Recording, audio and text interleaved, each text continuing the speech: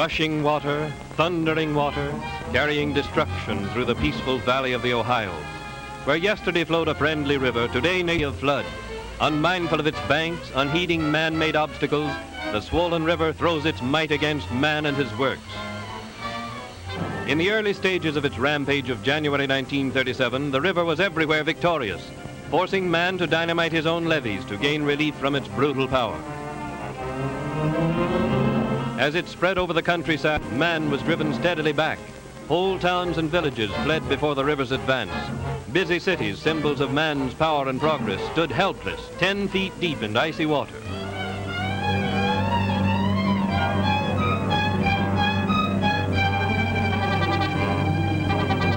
Rushing where it could, creeping where it must, the river advanced steadily into man's domain. Rooftops became isolated islands in a sea of muddy water. Business stopped, factories, stores, homes were deserted as man fled before the relentless water.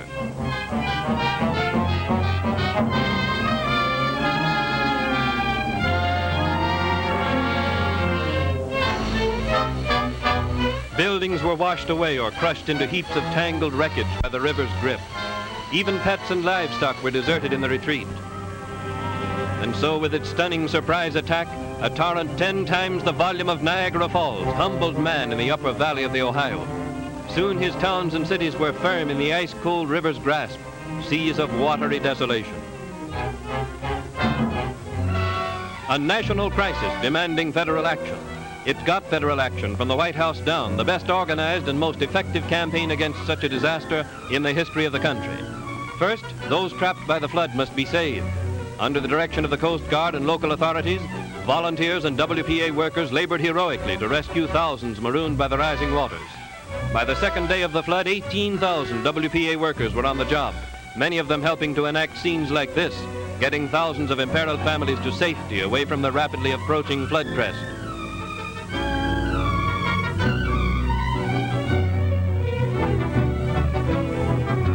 The Coast Guard brought hundreds of boats overland from many stations. Others were commandeered. But to meet the need for still more boats, relief workers built them in the streets, launched and manned them in nearby waters. With normal transportation almost completely disrupted, the distribution of food and other necessities was a tremendous problem. Here the Red Cross threw its experienced personnel into organizing an emergency service of supply, for which the WPA supplied much of the manpower. Carried as far as possible into the stricken area by train, these precious commodities were shifted to WPA trucks and boats for distribution to the points where they were most needed. Thanks to the tireless efforts of these workers and the splendid, unselfish work of local suppliers, there was never a food crisis throughout the entire flood area.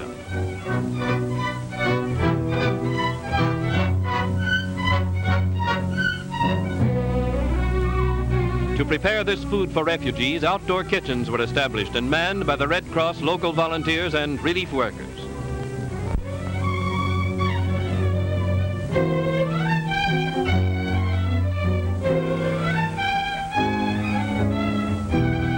Many carloads of warm clothes and bedding were rushed to shivering refugees from WPA sewing rooms in many states. Here's one vital necessity of the wintry flood: rubber boots. Worse than the danger from water was the menace of disease. First, emergency hospital treatment was necessary for those injured or suffering from exposure. In hastily organized hospitals like this one in a hall over a garage, thousands of lives were saved by Red Cross and volunteer nurses and doctors, assisted in the care and feeding of patients by trained WPA workers.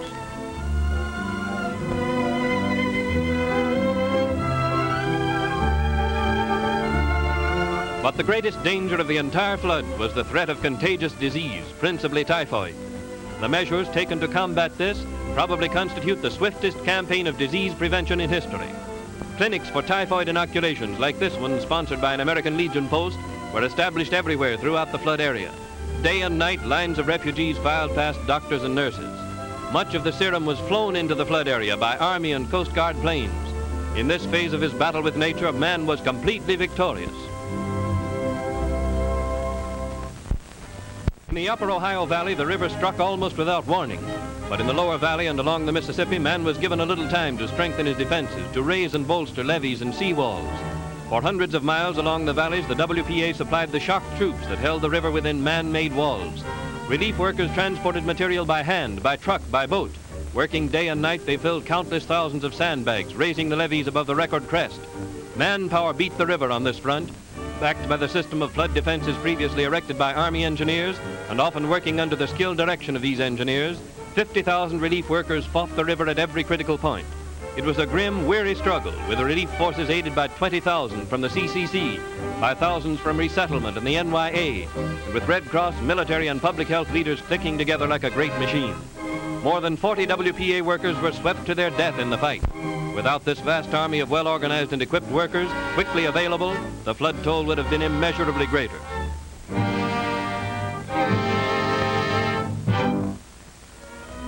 And people of the flood area will not soon forget the courage of these heroic workers. For Administrator Harry Hopkins heard their praise along the full route of his inspection trip as head of the President's Committee. With General Edward Markham, Chief of Army Engineers, Surgeon General Thomas Parran, Jr., Colonel F.C. Harrington, Chief WPA Engineer, and James L. Feeser in charge of Red Cross operations, Administrator Hopkins visited the entire flood area from Memphis to Cincinnati, reporting on the amazing morale and splendid cooperation of the great variety of flood relief agencies and facilities. The committee were almost caught in Arkansas by the rising waters of the St. Francis. They left over roads already underwater, the last traffic over this road for several days. Among the specific accomplishments of relief workers in relieving flood distress was the construction under Army supervision of this pontoon bridge through the streets of Louisville. For several days, this bridge provided the only access to the center of the city. Another type of accomplishment was the construction of refugee camps, such as this one near Louisville, which housed over 1,000 persons made homeless by the flood. Crews of WPA carpenters constructed rows of firm raised platforms upon which Army engineers put up tents.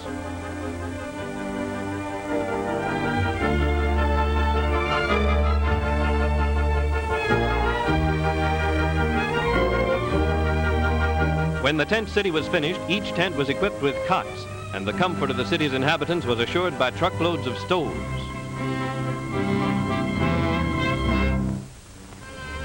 Following in the wake of flood came fire. This blaze completely destroying a large section of Cincinnati, while a gas explosion and fire killed 7 and left a mass of wreckage in Louisville. In this latter fire, police and firemen from several cities were aided by WPA workers in fighting the flames.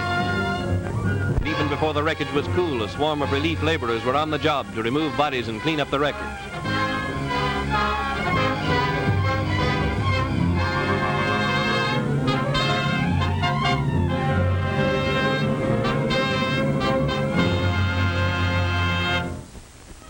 As the floodwaters recede, WPA's greatest work really begins, the work of cleaning up. Water must be pumped from basements, in some cases with the help of fire trucks. Condemned structures must be demolished, sanitation measures applied. Debris-clogged streets and roads must be opened and repaired, and this disease-bearing debris carted away. Although relief workers cannot repair private property unless public health is endangered, they can and do aid the property owner by removing heavy obstacles such as these. Also, public buildings, schools, and parks are rapidly restored. Fire and police alarm systems are put back in commission, flooded underground wires being replaced with temporary overhead ones. In rural areas, thousands of dead cattle are a menace to health. These must be collected by relief workers and buried or otherwise disposed of. Unpleasant but vitally necessary work. Tremendous work to be done, a tremendous need. The WPA does the work, meets the need with 150,000 people engaged in all phases of the cleanup job. And doing this work provides jobs for thousands of destitute victims of the flood, men who would otherwise be dependent on charity or direct relief. The battle with the river was a costly one, but the cost in lives and human misery would have been far greater but for the gallant fight waged against it by the agencies of mercy and relief. The WPA is proud that from the ranks of those who can't find jobs, it can provide the shock troops of disaster.